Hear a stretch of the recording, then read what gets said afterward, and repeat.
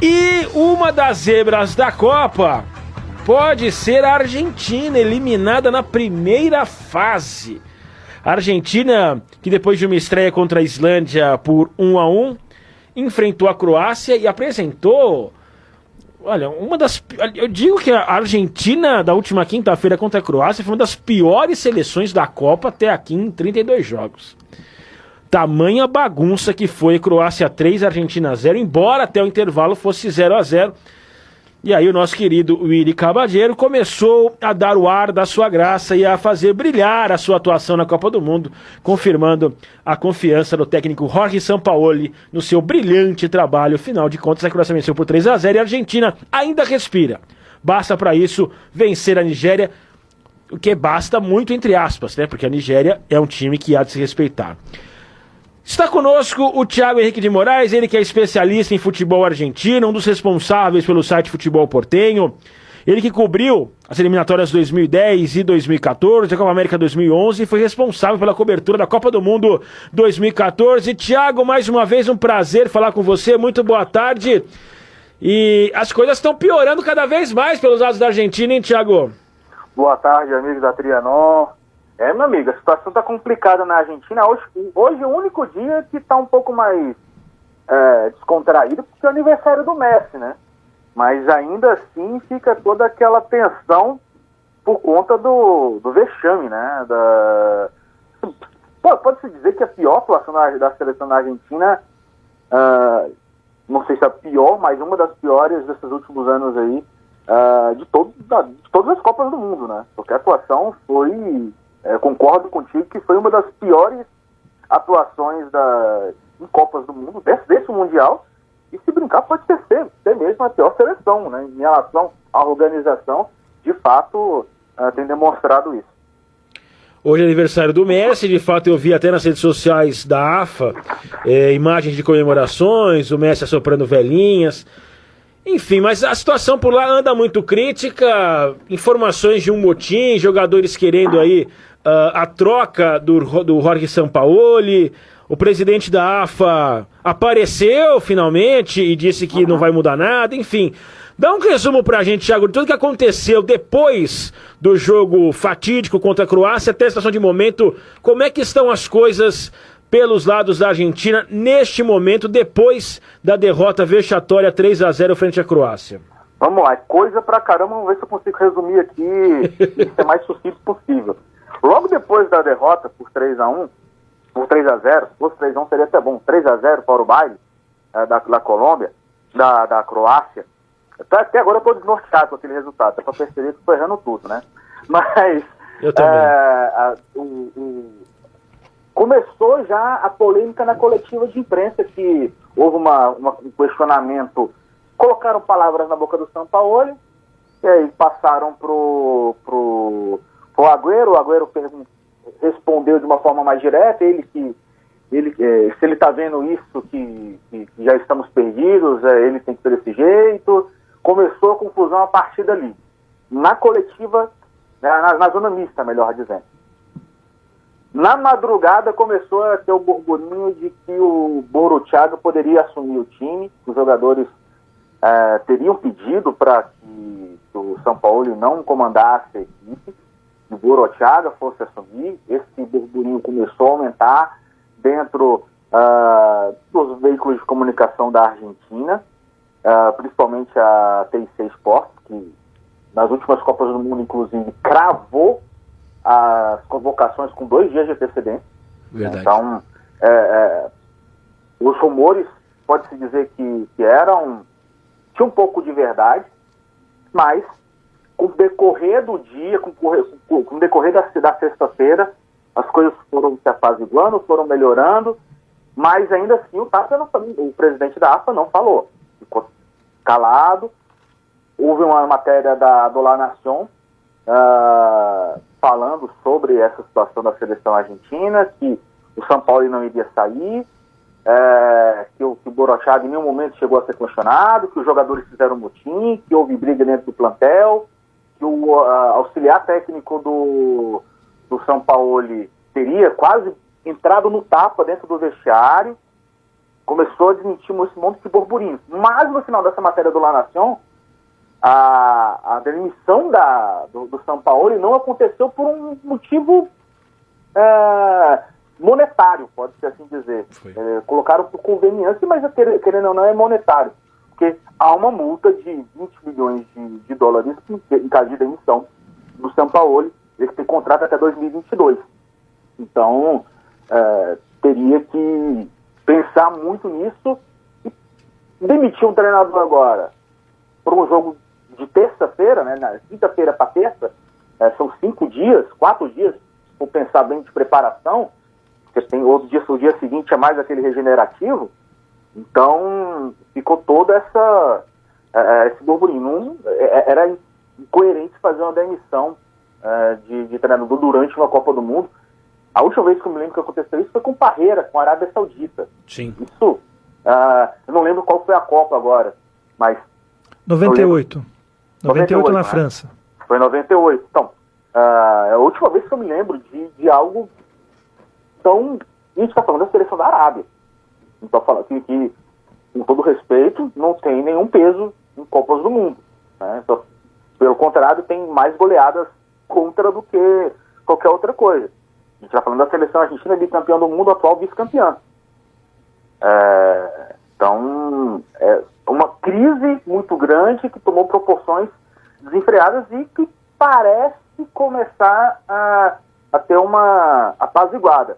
Mas o que a gente tem percebido, a gente do próprio futebol portenho, conversando com os colegas que também ficam a fundo da seleção argentina, em especial o Júnior Marques, ele conferenciou, conversando com algumas pessoas, de que a imprensa argentina tem feito uma bagunça tão grande. Claro que o papel da imprensa não é ajudar, né? Aí entra até aquela outra discussão, que muita gente fala que a imprensa não está aqui para ajudar, a imprensa está para informar. A questão é que eles estão informando de uma forma sem tanta apuração, sem tanta verdade, plantando algumas informações, até aquela questão que eu falei na semana passada, relacionada até fake news relacionada ao Sampaoli, referente a uma copeira que ele teria sediado. Então, é uma bagunça muito forte que a imprensa também tem um pouco de culpa, porque qualquer coisinha hoje em dia a gente tem colocado e é notícia. E, às vezes nem é notícia assim, né?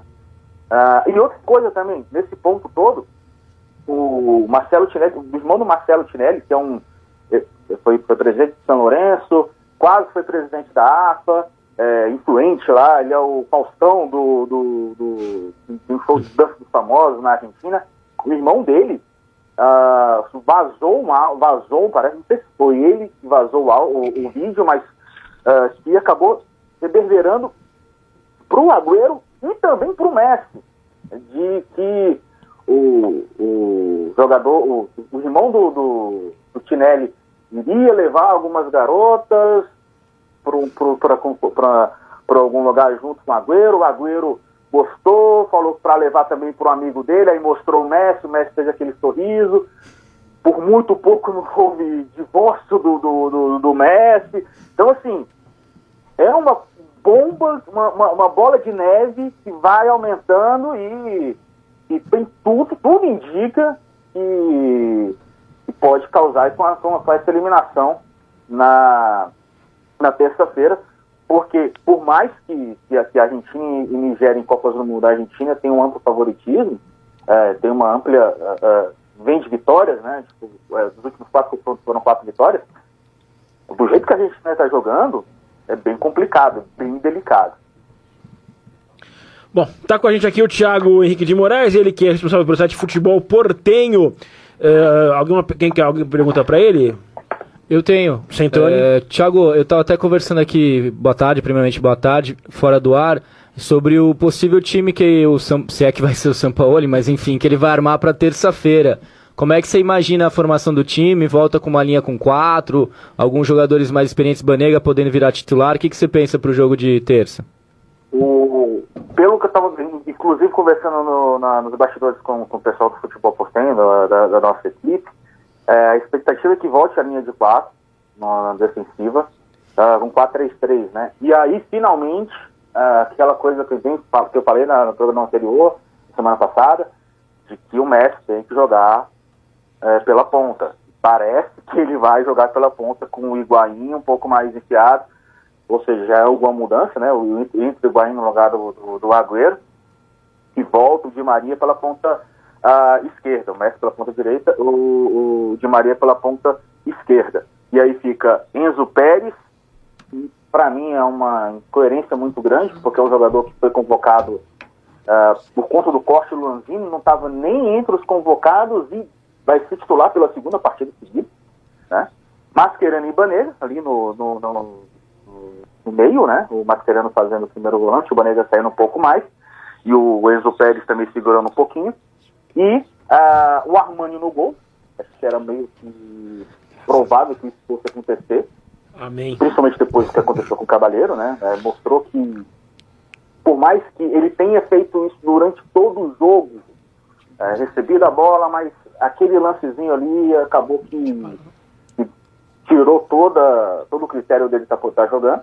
E aí volta, né, na zaga com Salvo e Mercado altamente Tagliafico, que é uma zaga que, na verdade, eu não gosto muito. Eu preferiria até o Rojo no lugar do Mercado, do Salvo, né? O Mercado seria colocaria ali pela direita, porque o Rojo, querendo, mesmo não sendo um zagueiro, né, de ofício, ele joga mais pela lateral esquerda, jogou na lateral esquerda, mas jogou como central com o Manchester United. Então, já tem uma experiência. O Mercado também jogou em algumas partidas com o Sevilha, com o próprio Sampaoli, quando treinava o Sevilha, mas eu não gosto do Mercado como zagueiro. E o Fázio, Thiago? O que acontece com o Fázio? O Fázio é incrível, né? Porque ele era um nome que não estava na lista inicial, não se pensava muito nele, pensava muito em relação ao Funes Mori, jogador do Everton, jogou no River Plate também. E as atuações dele no final da temporada acabaram que deram a ele essa possibilidade de estar jogando como central. A questão é que, com o Fázio, obviamente, a zaga fica muito lenta, né? Acredito que seja esse o critério que o Sampaoli tem usado. O problema é, ele levou esses zagueiros, né? Ele levou poucos zagueiros para a Copa do Mundo, e um deles, e dois dos principais, né? Que seriam, imaginava no início que era Fázio exatamente, os dois são mais lentos. E não houve nenhum outro reserva. Então hoje ele está improvisando. O Mercado, né, pode, inclusive, dependendo da situação, recuar o Mascherano jogando naquela posição. Então fica toda essa questão. Eu faço mesmo, eu já fui um pouco contra até o nome dele entre os 23, mas esse jogo também seria um pouco complicado, o primeiro jogo dele na Copa. Também que é o primeiro jogo do Armani na Copa do Mundo, meu jogo com a seleção argentina, entrando nessa bomba, né? Coisas que só acontecem com a Argentina. Rodney, pergunta. Ô Thiago, antes da pergunta, eu queria só fazer uma homenagem, acho que você deve conhecer o Thiago de Melo Gomes, que foi colaborador por muitos anos aí do futebol portenho, grande professor universitário lá do Recife, que morreu no final do ano passado, era um camarada com quem eu tinha muito contato via Twitter, falava bastante sobre coisas do futebol argentino, então eu queria deixar essa aqui homenagem para ele. Obrigado, muito obrigado, esse é um cara que faz muita falta ainda pro futebol portenho. É verdade, grande torcedor do Racing e realmente faz muita falta aí. E a pergunta que eu queria fazer, eu queria aprofundar um pouquinho a questão da imprensa, né? Porque aqui no Brasil a gente sempre teve essa visão de que a imprensa argentina, ela joga junto com a seleção. Então, se eu até estiver equivocado, você pode me corrigir. Então, de algum tempo para cá a gente tem visto que isso não tem acontecido. Então, na semana passada a gente citou mesmo o caso da fake news lá envolvendo o Sampaoli, e agora todo esse noticiário dando conta da saída do treinador no meio da competição, que você já colocou aqui que isso foi desmentido. Então eu queria saber como é que está a relação da imprensa com a seleção argentina hoje, se de repente aconteceu algum tipo de afastamento, azedou essa relação, se isso aconteceu, por qual motivo? Então, a briga com a imprensa começou salvo engano, foi uma partida em que o Lavezzi chegou a ser convocado. Eu não lembro qual foi a partida de fato. Eu lembro que começou com o Lavezzi e um jornalista, que foi um dos mesmos que chegou a fazer esses burburinhos relacionados ao São Paulo. Falou que o Lavezzi não ia jogar porque ele havia fumado maconha dentro da concentração. Desde então, começou uma briga muito forte entre os jornalistas e a imprensa, os jornalistas e os jogadores. A imprensa e os jogadores ficaram quase um ano sem falar com a imprensa. E desde então começou a ter um pouco mais de... Por conta de...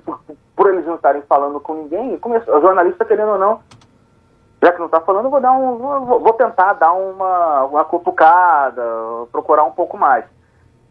E isso vem se aflorando, né, no decorrer desses últimos anos.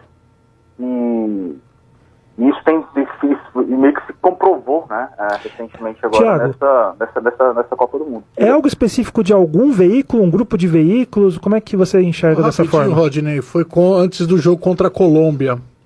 E o nome do argentino é Gabriel Anello. Isso. Eu não estava com os nomes aqui, mas obrigado aí pela complemento. Não há um veículo específico. Grande parte dos veículos são mais de rádio, mas sempre tem um dentro de uma emissora de TV ou de algum jornal, algum site, que sempre tem alguém ali que gosta de dar uma alfinetada em algum ponto. Não há uma polarização assim certinha em algum veículo específico, qual veículo é o que mais corneta, né? Não há algo desse tipo. Sempre, pelo menos um sempre vai estar em algum ponto dando alguma cornetada. Danilo, quer fazer alguma pergunta para o Thiago? Tudo bom, Thiago? Boa tarde ainda. Boa tarde, Thiago, tudo bem? Boa tarde, tudo tranquilo? Comigo tá tranquilo. Agora imagina o coração dos argentinos, né, cara? Não deve estar tão tranquilo assim. Não mesmo. Não tá. Os caras comemoraram a vitória da Nigéria, né? Pode, inclusive, ser algoz, né, da Argentina. É engraçado, né? O futebol proporciona essas coisas. A Argentina torceu para a Nigéria, que a próxima adversária dela, que se a Nigéria ganhar, pode classificar. Então, é bem confuso, né? Toda essa... E querendo ou não, os dois jogos, né? Tanto o jogo do... Se bem que o jogo da Islândia contra a Croácia, se a Nigéria ganhar, não faz tanta diferença. Mas, querendo ou não, os dois times vão estar olhando, porque se a Islândia ganha a da Croácia, a Nigéria empata, por exemplo, com a Argentina, vai ficar torcendo ali pelo número de gols. Mas o futebol proporciona essas coisas, né? A gente mesmo no futebol portenho, durante o jogo, a gente ficou brincando, né? Que o Musa era o Argentina na Copa, que hoje, vamos Nigéria, hoje temos que ganhar. Só trocou as vogais, né? Só trocou as vogais. Mais ou menos por aí, um jogo de trocadilho. Mas, assim, o argentino ele é muito supersticioso, né? Ô, Thiago, eu até lembro que na última Copa eles fizeram um ritual, eles foram numa igreja, alguma coisa parecida, coisa que não acontecia desde 1986, a última final da Argentina, né? Depois teve 90, mas em 86 a Argentina foi campeã. Uhum. Aconteceu isso, né?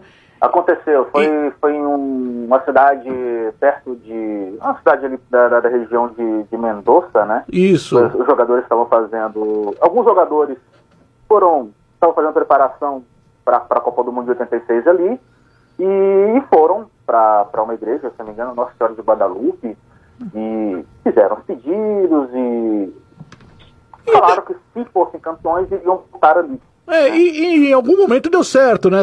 Teve a chance de ser campeão do mundo da Argentina em 2014.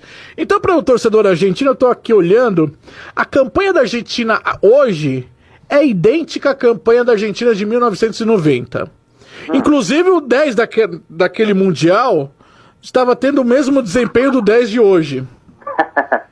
Não dá, não cabe nem no mesmo conceito Messi e Maradona, não dá. Não, eu entrei no campo da superstição argentina. Mas aí já foi pro ralo. Meu Deus. Não dá.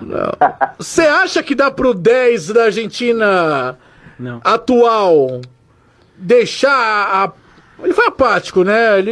Acho que a palavra seja essa, né? Contra a Croácia, né? Acho que foi apático, né? A palavra que a gente pode falar no ar é apático. Mostrou muito, né? Você acha que passa por ele? E outra coisa, que já vocês estão dando uma colherzada aí no esquema tático aí do Sampaoli, eu não entendo o Mascherano como volante hoje. Se ele atuou durante muitos anos da carreira dele e foi campeão como zagueiro, era melhor. E tá demonstrado aí que a safra de zagueiros da Argentina não é das melhores, né? Verdade. Não dá pra colocar o Mascherano como zagueiro, pelo menos nesse jogo, enfim. Seria até coerente, né? Sim. Você ia complementar com mais alguma pergunta, né? E o Messi, né? Acho que passa tudo por esse camisa 10 da Argentina, né? Não tem uma outra explicação. Esquema tático, esquece, né? Você não vai achar um esquema tático agora, não é verdade? Não tem como. Então, você acha que tudo isso que você falou, essa reunião, querendo o Burruchaga? O Burruchaga para assumir o lugar do Sampaoli, enfim, ele fazendo aniversário hoje, sai algumas fotos, parece que o semblante é outro. Você acha que muda alguma coisa ou, infelizmente para o torcedor argentino, infelizmente a Copa acaba mesmo na terça-feira? Pois aproveitando até essa questão de superstição, né? Aniversário do Messi foi hoje, então muita gente fala inferno astral, né? Antes de aniversário. Mais um motivo. Mais um motivo, né? Então, para quem é supersticioso aí, os argentinos são supersticiosos, pode ser que seja isso. Depois, com 31 anos de agora, ele tenta deslanchar na Copa do Mundo, num jogo decisivo. É o que se espera dele, né? Ele fez isso contra o Equador nas últimas eliminatórias. A Argentina saiu em desvantagem naquele jogo, tomou um gol no começo da partida por conta de erro de defesa. Depois ele chamou a responsabilidade para si e matou o jogo, jogando na posição onde ele gosta de jogar. Então, pode ser que para essa partida, não sei se vocês chegaram a notar também, com muitos jogadores experientes dentro do elenco, dentro dos titulares, querendo chamar a responsabilidade também para todos, porque é a base da vice-campeã do mundo, né? Sim, desses que vão disputar, que vão jogar, sistema defensivo não. Mas Mascherano, Enzo Pérez, Messi, Di Maria e Higuaín estiveram na Copa. O Banega foi cortado em cima da hora, né? O Otamendi também foi cortado em cima da hora. O mercado não chegou a ser cogitado. Então, assim, você tem 5 jogadores que, não digo estiveram na final, mas que estiveram na o Rojo, né? Campanha. Foi o Rojo, né? O Rojo foi o lateral esquerdo naquela Copa. Foi o Zabaleta na direita e o Rojo na esquerda. Foi o Demichelis em algum momento, o Federico Fazio e o Garay. O Garay. Fernandes também, né? É o Fred Fernandes. Fred Fernandes, aí ele jogou o Fred Fernandes e o Garay, aí o Fred Fernandes estava suspenso nos jogos, ele jogou o Demichelis. Que arrumou a zaga, inclusive. Foi. E aí fica toda essa pressão. Claro que vai ser uma pressão muito, muito forte para cima do Messi. Ele vai querer chamar a responsabilidade. Os nigerianos sabem disso, vão tentar fazer uma pressão muito forte para cima dele. Quanto ao Mascherano no sistema defensivo, era uma possibilidade, dependendo, para você abrir um pouco mais o jogo. Você colocando, por exemplo, o Lo Celso. Você coloca o Enzo Pérez como 5 mesmo, né? Que o Mascherano vai fazer esse papel de 5. Coloca o Enzo Pérez naquela posição, mesmo que ele não jogue, mas ele sabe jogar naquele posto. Fez alguns jogos por ali. E colocasse o Lo Celso, ou até mesmo o Dybala, né? Sim. Porque para você fazer essa transição certa entre ele e o Higuaín, né? Já que eles se conhecem muito bem da Juventus.